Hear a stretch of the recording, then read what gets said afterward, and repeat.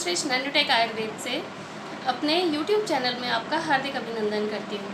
दोस्तों, आज मैं आपके सामने एक ऐसी औषध लेके आई हूँ, एक ऐसी ड्रग लेके आई हूँ जो मुझे लगता है शायद ही उस ड्रग के बारे में कोई जानता होगा।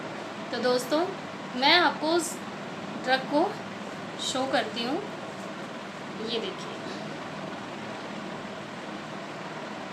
मुझे लगता है अमूमन सब लोगों ने ही इसको आइडेंटिफाई कर लिया होगा। जी हाँ दोस्तों, ये मेरे पास जो बेल है ये गिलोय की बेल है। गिलोय जिसने कोरोना काल में धूम मचा दी थी, कई लोगों की जानें बचाई और कई लोगों को बीमारी लग रही थी, हो रही थी दिक्कत कोरोना से, उनको भी काफ़ी हद तक उनको बचाया। जी हाँ दोस्तों, मैं बात कर रही हूँ गिलोय की, जिसका बॉटैनिकल नेम है टिनोस्पोरा कॉर्डिफोलिया और इसकी फैमिली है रेननकुलेसी। आज मैं आपके सामने इसके प्रयोज्यांग यानी कि आप इसका कौन सा पार्ट यूज़ कर सकते हैं एज अ मेडिसिन और इसके गुणधर्म यानी कि इसके गुण कैसे हैं, इसका वीर्य क्या है, विपाक क्या है और ये किन बीमारियों में इनका प्रयोग हम कर सकते हैं और इसकी औषधीय मात्रा क्या है, इन सब के बारे में जानकारी दूंगी। इसलिए मेरा ये वीडियो एंड तक देखिएगा, कुछ भी मिस मत करिएगा। क्या पता घर में रहने वाली ये औषधि आपके लिए चमत्कारी साबित हो। जी हाँ दोस्तों, तो शुरू करते हैं। जैसा कि आपने देखा कि गिलोय के जो पत्ते होते हैं ये हार्ट शेप्ड होते हैं, यानी कि पान के पत्ते की तरह होते हैं और इसकी जो बेल होती है ये क्लाइंबर की तरह काम करती है। क्या होता है, जो भी पेड़ होता है ये उसके ऊपर गोल गोल उसमें चढ़ जाती है, तो इसलिए इसको चक्र लक्षणिका भी कहते हैं। इसका एक और पर्याय है अमृता। अमृत के समान ये गुणकारी होने की वजह से इसका पर्याय अमृता पड़ा है। और भी ऐसे इसके कई पर्याय हैं, जैसे छिन्न रूहा, चक्रांगी आदि। तो दोस्तों, अब हम बात करते हैं गिलोय के बारे में। जैसा कि मैंने आपसे बताया कि ये पास खड़े किसी भी पेड़ का सहारा लेके चढ़ जाती है। इस पॉइंट ऑफ व्यू से अगर हम देखें तो नीम पर चढ़ी हुई जो गिलोय की बेल होती है वो सर्वोत्तम मानी गई है, सर्वगुण संपन्न मानी गई है। तो इसके फूल पीले रंग के होते हैं और इसके जो फल होते हैं वो सुर्ख लाल रंग के होते हैं, मटर के दाने के आकार के। और इसका जो कांड होता है, कांड अंदर से हरा होता है, लेकिन जब आप बाहर से इसको छीलते हो तो इसका छिलका इसका जो छाल रहती है वो ब्राउन कलर की होती है। और अब हम बात करते हैं कि इसके रिगार्डिंग एक मिथ जो बीच में आया था। कुछ लोग कह रहे थे कि ये ऑर्गन फेलियर करने में इसका हाथ है, तो ऐसा कुछ भी नहीं है दोस्तों। ये तो बल्कि आपके ख़राब अंगों को रिजुविनेट करने में कारगर है। क्यों? इसमें एक बहुत अच्छी प्रॉपर्टी होती है कि अगर आप इसका तना यानी कि काट के किसी भी कोने में रख दें तो ये उसमें से पत्ते अपने आप ही इसमें उगने लगते हैं थोड़े समय के बाद, और ये खुद से अपनी जड़ें इसमें निकलने लगती हैं। तो सोचिए, जब ये पेड़ इतना जो है इश करता है तो ये किसी ऑर्गन को क्या नुकसान पहुंचाएगा। ये तो बल्कि आपको रिजुविनेट करने में आपके ऑर्गन्स को बहुत ही फ़ायदेमंद है। और अब हम आगे अपनी डिस्कशन को बढ़ाते हैं और बात करते हैं इसके प्रयोज्यांग की। जी हाँ, इसका प्रयोज्यांग तो ये जो हरा वाला ये होता है तना, कांड कहते हैं इसको, और इसकी पत्तियाँ, इनका बहुत ज़्यादा महत्व है। हमें गिलोय का जो ये कांड और पत्र का प्रयोग करना चाहिए, ताज़ी अवस्था में ही करना चाहिए, ताज़ी तोड़ के ही करना चाहिए, क्योंकि जब हम इसको ड्राई कर देते हैं तो इसके गुण थोड़े से हद तक कम हो जाते हैं। अब हम बात करेंगे गिलोय की मात्रा की। चूर्ण रूप में गिलोय को हमें 1 से 3 ग्राम की मात्रा में सुबह शाम खाली पेट सेवन करना चाहिए। और जब हम बात करेंगे क्वाथ की, क्वाथ 25 से 30 ml, और जो इसका स्वरस है वो हमें लेना चाहिए 10 से 20 ml की मात्रा में, वो भी खाली पेट। अब हम चर्चा करते हैं इसके गुणधर्म की।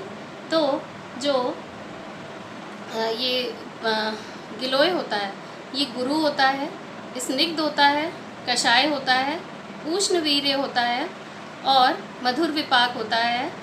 और इसको त्रिदोष नाशक औषधि कहते हैं। पित्तज विकारों में इसका बहुत ही बढ़िया रोल है। वैसे तो ये तीनों दोषों को का शमन बहुत ही बढ़िया तरीके से करता है, लेकिन पित्त विकारों में इसका बहुत अच्छा। क्या आपको पता है गिलोय का यूज़ वातरक्त यानी कि गाउट के लिए करा जाता है, और चूँकि ये पित्त विकार है तो इसलिए इसका जो है बहुत ही अच्छा रोल है इसको सही करने में। अब हम चर्चा करेंगे कि वो कौन से इसके गुण हैं जिसके कारण हम इसका प्रयोग करें। पहले ये बहुत अच्छा दीपन पाचन है। जी हाँ, अगर आप इसका सेवन करते हैं तो आपके अन्न का पाचन ये बहुत सुगमता से करता है, और आपको भूख लगाने के लिए भी इसका प्रयोग बहुत ही हितकारी है। अब हम बात करेंगे कि ये हृदय भी है, क्योंकि ये तिक्त रस प्रधान है, कड़वा होता है। तिक्त मीन्स कड़वा, तो तिक्त रस प्रधान होने से ये हृदय भी है, हृदय के लिए बहुत लाभकारी है। इसकी जो तीसरी क्वालिटी है कि ये मूत्रल है। अगर आपकी यूरिनेशन करने में जलन होती है तो आप गिलोय का सेवन करिए, और गिलोय क्योंकि मधुर विपाक है, इससे आपको यूरिनेशन के दौरान जो जलन हो रही है उसमें भी ये फ़ायदा करता है। अब हम बात करते हैं कि ये रक्त शोधक है। ब्लड को प्योरीफाई करने में गिलोय का बहुत अच्छा रोल है, और ये रक्तवर्धक भी है। तो जो भी एनीमिक हैं वो इसका नित्य सेवन कर सकते हैं, या तो इसकी कच्ची बेल को चबा के खा लें, नहीं तो इसका स्वरस निकाल के पी लें। बट नॉट द लीस्ट, ये एक रसायन के रूप में प्रयोग किया जाता है। जी हाँ, रसायन वो औषधियाँ होती हैं जो आपको दीर्घायु प्रदान करती हैं, बुद्धि मेधावर्धक बनाती हैं और शारीरिक सौष्ठव देती हैं। तो गिलोय एक ज़रा सी बेल है, लेकिन उसके गुण इतने सारे, तो आपको अब पता चल गया होगा कि आपको गिलोय का सेवन क्यों करना चाहिए। अब मैं बात करूंगी कि वो रोग, किन रोगों में गिलोय का सेवन हम कर सकते हैं। वो रोग हैं प्रमेह, श्वेत प्रदर में इसका बहुत अच्छा रोल है। अगर आपको तृष्णा रोग है, क्योंकि ये पित्त का शमन करता है, प्यास आपको बहुत जल्दी जल्दी लगती है, तो आप गिलोय का सेवन करिए, इससे आपको राहत मिलेगी। कास है, ज्वर है, दाह है, जितने भी पित्त वाले रोग हैं उसमें इसका बहुत ही अच्छा रोल है। कामला के दौरान होने वाली दुर्बलता, जब कामला रोग हो जाता है, जॉन्डिस हो जाता है, तो पेशेंट को बहुत ज़्यादा वीकनेस लगती है। तो उस वीकनेस को दूर करने के लिए अगर हम गिलोय का सेवन करते हैं तो वो अमृत के समान लाभकारी होता है। अब हम बात करते हैं अग्निमांद। जो लोग जिनको भूख नहीं लगती, अग्निमंद रहती है, उनको अगर हम गिलोय का सेवन कराएं तो उनके लिए अमृत समान लाभ उन्हें मिलेगा। अब हम बात करते हैं कि कुछ हद तक ये अपने तनाव को दूर करने में भी बहुत ही मददगार साबित होता है। जब मानसिक तनाव दूर होगा तो निद्रा आने में भी इसका लघु रूप से इसका जो है योगदान है। अगर किसी पेशेंट को यूरिन में शुगर आती है तो उसको अगर गिलोय का ताज़ा कांड का स्वरस पिए या फिर उसका काढ़ा बना के डेली पिए तो यूरिन में शुगर आने में उसको कंट्रोल होगा, यूरिन में शुगर नहीं आएगी। अब हम बात करते हैं कि वो कौन से शास्त्रीय औषध है या योग हैं जिसमें गिलोय पाया जाता है। तो गिलोय सत्व जो है उसमें गिलोय ही से ओनली गिलोय रहता है, सिर्फ गिलोय पाया जाता है। अमृतारिष्ट जो कि बुखार की, जो बसे हुए बुखार की बहुत बढ़िया औषधि है, उसमें भी गिलोय, जैसा कि अमृता गिलोय का ही पर्याय है, तो अमृतारिष्ट भी गिलोय प्रधान औषधि है। संशमनी वटी में सिर्फ गिलोय है, और गुड़ुच्यादि क्वाथ में भी और अन्य औषधियों के साथ गिलोय भी रहता है। तो और एक इसका बहुत ही इम्पॉर्टेंट यूज़ है जो शायद कोई नहीं जानता होगा। अगर हम लोग गिलोय को त्रिफला के चूर्ण, गिलोय चूर्ण और त्रिफला चूर्ण, इन दोनों को मिक्स करके समान मात्रा में लें तो इसका 5 ग्राम का चूर्ण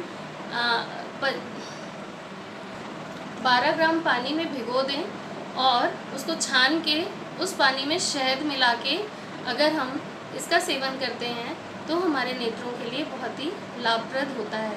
दोस्तों, आज का मेरा ये टॉपिक आपको कैसा लगा? क्या आपके लिए ये लाभप्रद था? अगर हाँ, मेरा ये चैनल आपको कैसा लगा मुझे कमेंट बॉक्स में लिख के ज़रूर बताइएगा। और मेरे चैनल को लाइक, शेयर, सब्सक्राइब ज़रूर करिएगा। बेल आइकन का दबाना बिल्कुल मत भूलिएगा, जिससे कि मेरे आने वाले वीडियोस और अपडेट्स आपको मिलते रहें। तो दोस्तों, आज का ये वीडियो मैं यहीं एंड करती हूँ। नेक्स्ट वीडियो में मैं आपके लिए आँख, मदार या अर्क, इसके बारे में जानकारी दूंगी। आप मेरे साथ इतनी देर तक बने रहे, इस वीडियो का वेट करिए। तब तक के लिए थैंक यू, धन्यवाद।